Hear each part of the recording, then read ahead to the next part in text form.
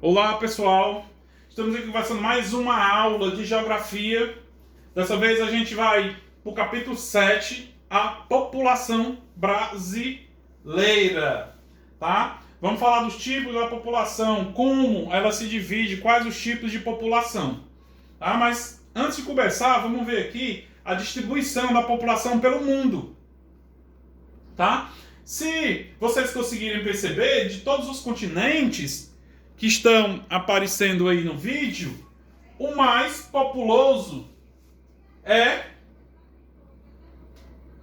o continente que fica Índia e China, tá? Então vamos lá ver os países mais populosos do mundo. A gente tem China, Índia, Indonésia, o Paquistão, os Estados Unidos e o Brasil. Tá? A população desses países chega a quase 3,7 bilhões aproximadamente de habitantes. Tá? Agora vamos ver aqui os tipos de população. O que seria uma população absoluta? É o quantitativo total de habitantes de determinada região. Uma região com elevada população absoluta é considerada populosa. Então, o que é a população absoluta? É a população total de uma cidade. Tá? Digamos, Itaitinga tem aproximadamente, segundo o último censo, 32 mil habitantes. Então, essa é a população absoluta. Aí tem a população relativa. Que essa população relativa vai dizer respeito a quantidade de pessoas por quilômetros quadrados da região. Como pega? Como faz? Vai pegar o total em quilômetros quadrados do local e dividir pelo número de habitantes. Aí vai ver quantos habitantes cabe dentro de um quilômetro quadrado. Quando uma região apresenta um número elevado de habitantes por quilômetro quadrado, é considerada povoada. Tá? Então, uma região povoada, região das cidades, é uma região povoada. Professor, um local que não é considerado muito povoado, o campo, né? A zona rural das cidades. Tá? Aí aqui, a gente tem a distribuição populacional do país.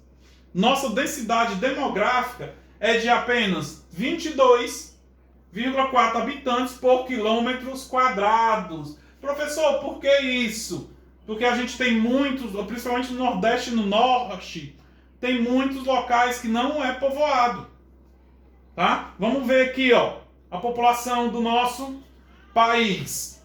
Começando para a região Nordeste. Né? Tem 50,1 habitantes por quilômetro quadrado. Olha, a região lá da região Norte é 15,9 habitantes a cada quilômetro quadrado. O Centro-Oeste, 14,1. A região Sul, 27,5 por quilômetro quadrado. Agora, olhem aqui a região mais desenvolvida do país, que é a região Sudeste. Tem cerca de 80 pessoas a cada quilômetro por quilômetro quadrado. Olha a diferença entre a região Sudeste e a região Norte. Tá? E se vocês olharem, a região Norte é 3 vezes maior do que a região Sudeste. Então, essa é a distribuição demográfica do país. Professor, mas ali está aparecendo 2,2 ou 22,4. Mas por quê? Porque pega toda a população de todo o país e divide pelo território. Tá? Vamos lá.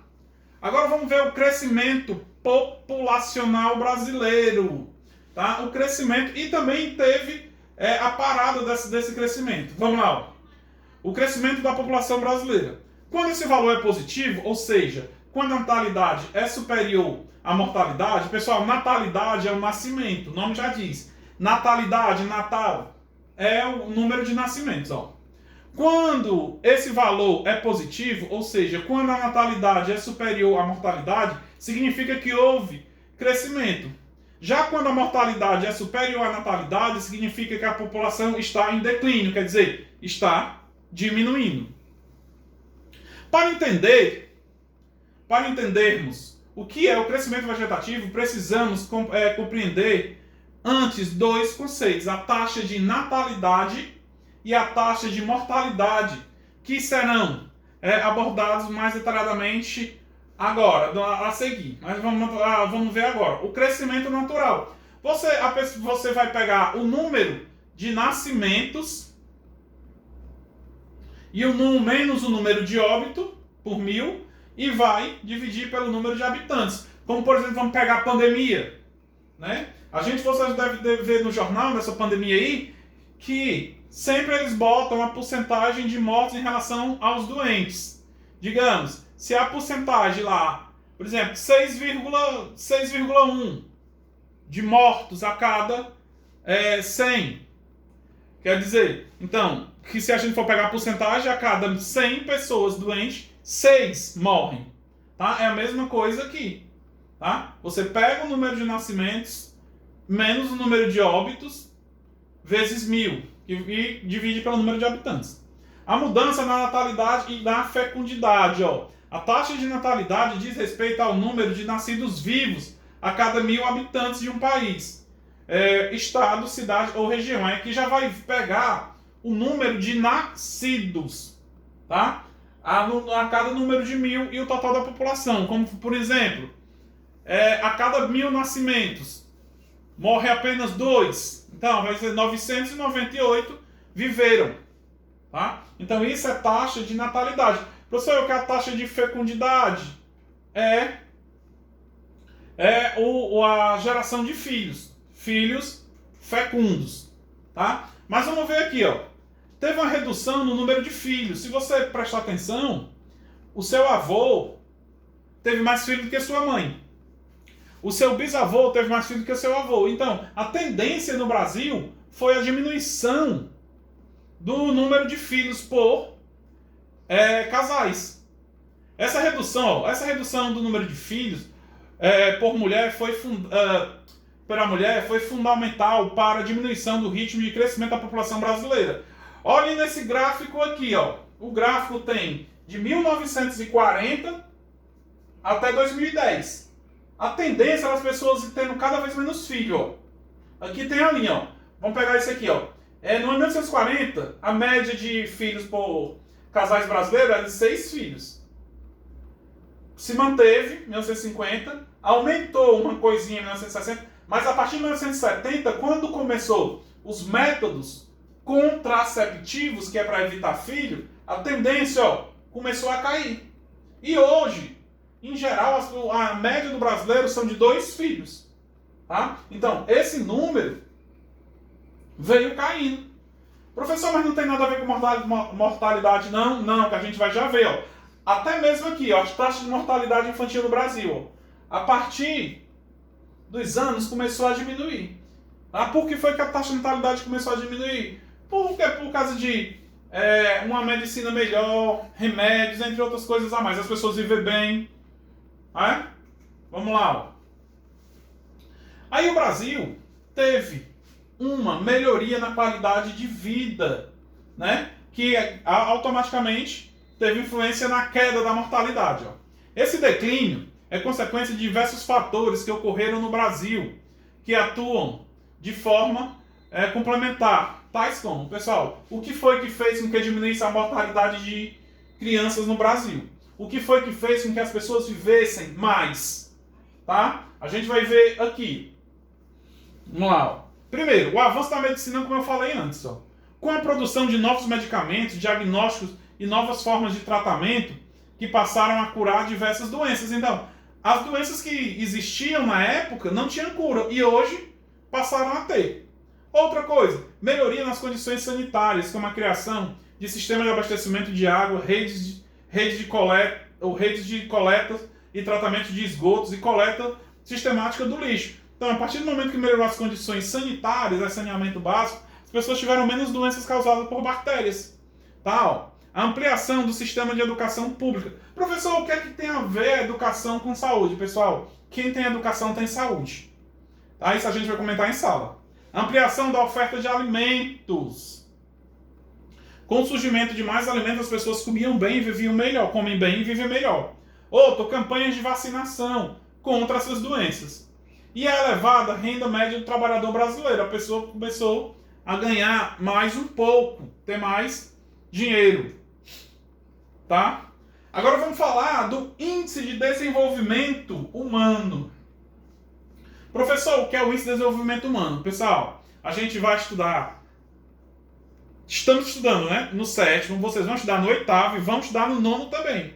Que isso aqui é de suma importância para classificar o grau de desenvolvimento de um país. Para dizer se um país é rico ou é pobre. Tá? Ele se baseia pelo Índice de Desenvolvimento Humano. Tá? Mas vamos ver o que é que está dizendo no livro de vocês. Ó. É um indicador comparativo utilizado para classificar os países pelo seu grau de desenvolvimento humano. Estatística. A estatística é composta a partir de 3 dados específicos. Primeiro, saúde. Eles vão ver, nesse tópico saúde, a expectativa de vida das pessoas daquele país. Quanto tempo a pessoa vive? Quanto é o número de nascidos vivos? Quanto é o número de crianças mortas? Tá? Quer dizer, saúde. Ele vai avaliar isso, a expectativa de vida ao nascer.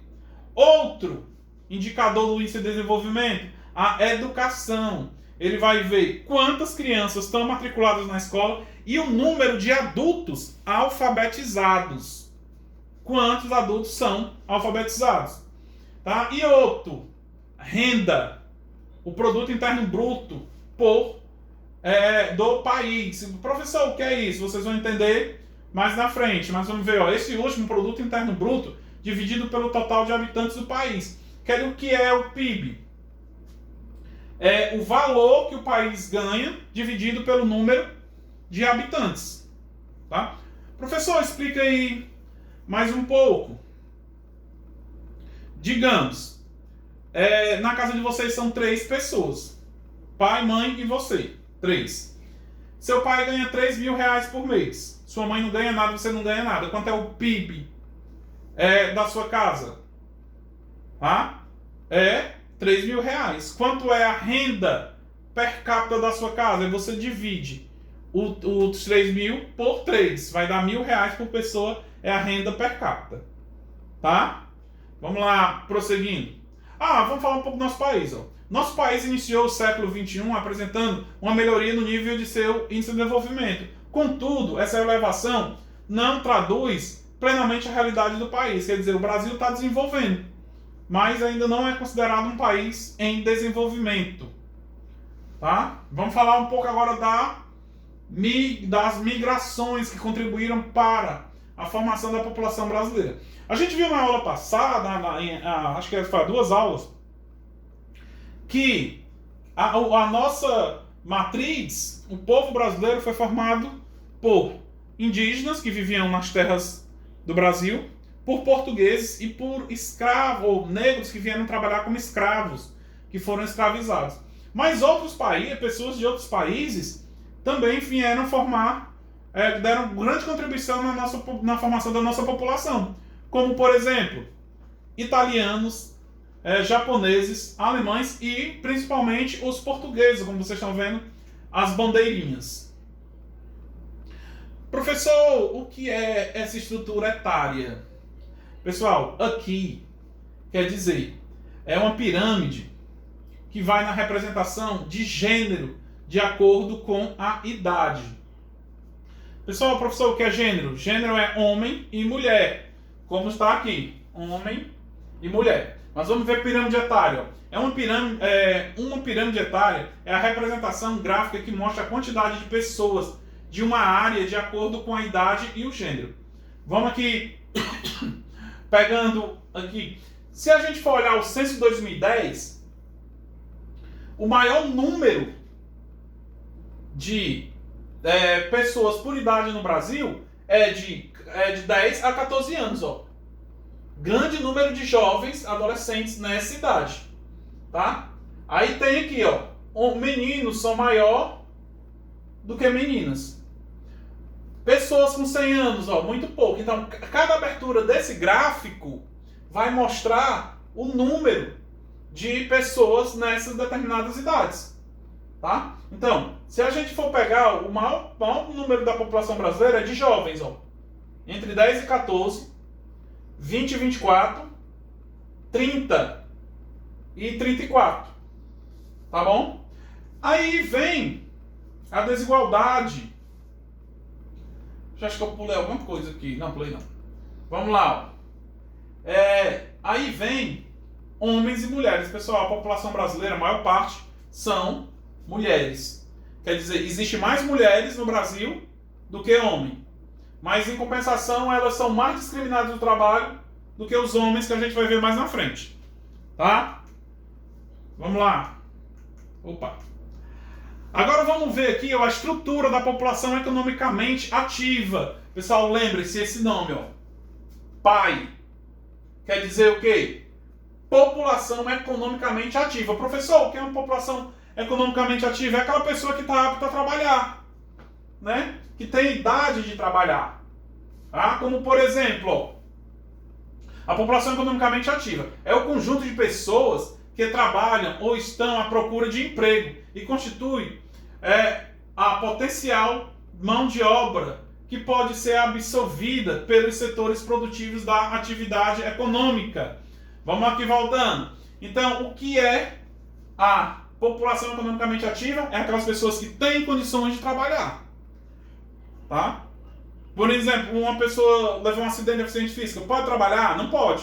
Então ela não faz parte da PAI.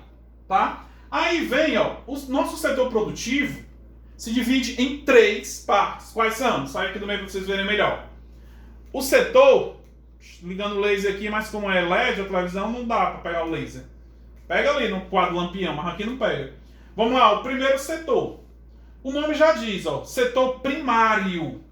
Agrupa todas as atividades não urbanas, como a agropecuária e o extrativismo, caça, pesca e coleta. Pessoal, para vocês entenderem melhor, olha o setor primário. Quer dizer o quê? Primeiro, como por exemplo, a caça. Antes da caça tem alguma coisa? Claro que não. Antes da pesca tem alguma coisa? Não. Digamos, um peixe, ele é o setor primário. Mas se eu pegar esse peixe, botar dentro de uma lata para transformar na sardinha, aí já não é mais primário. Tá? Ele já se transformou. Então, primário é o que vem primeiro. Vou dar um exemplo do leite.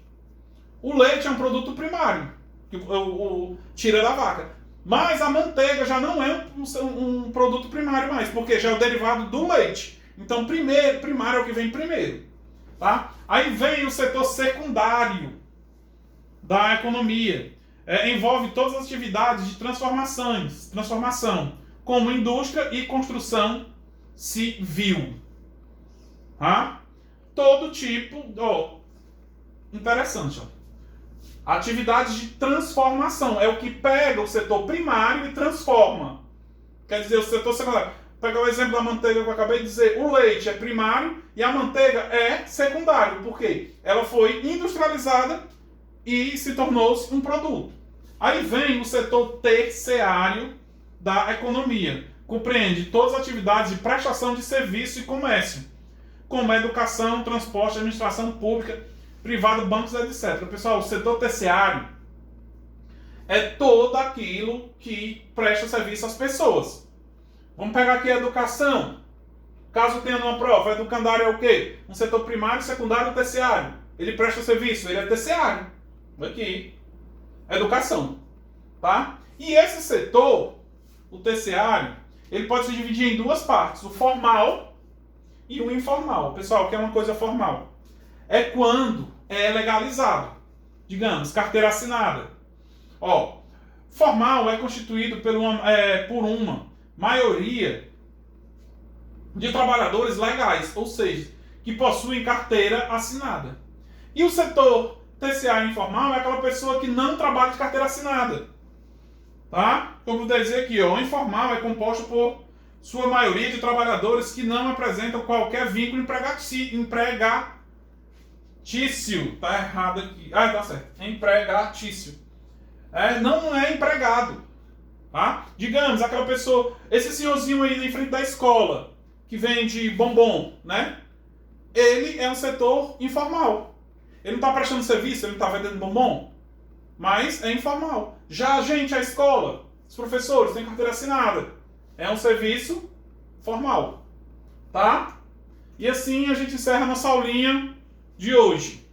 Tá? Até mais.